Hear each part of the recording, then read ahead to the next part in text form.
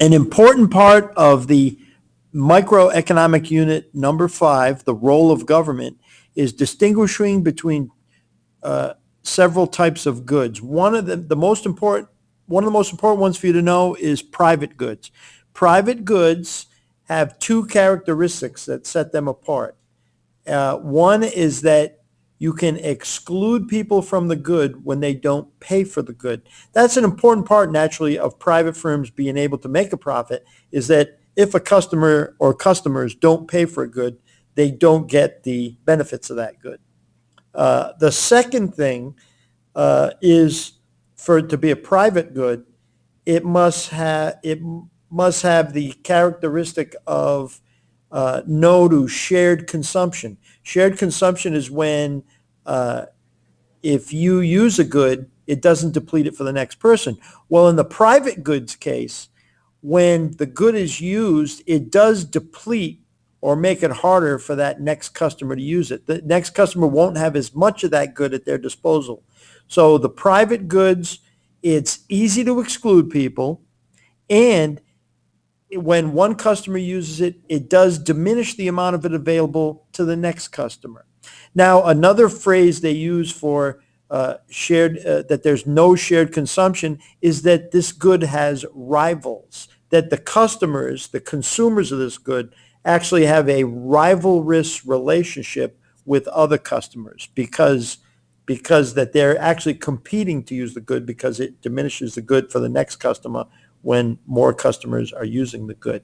So private goods are easy to exclude people from, and they have the quality of they don't have shared consumption. Customers rival each other for the use of that good. Now, the other extreme is public goods. Public goods, and these are goods that are provided by government. Just look at some of the things government provides: national defense, police, fire protection. All of those things are provided by local governments, or in the case of national defense, the federal government. Well, the qualities that they have is, first of all, you can't exclude people. You can exclude people. It's not easy to exclude people from the use of this good. For instance, national defense. How can I really? All of us are protected by national defense, whether we pay our taxes, don't pay our taxes. Nevertheless, we all get the benefits of it. Okay, so it's not easy to exclude for a public good. And the second thing is that it does have the quality of shared consumption. In other words, if you use that particular good, you're not diminishing the amount that the next customer or customers have to use that good.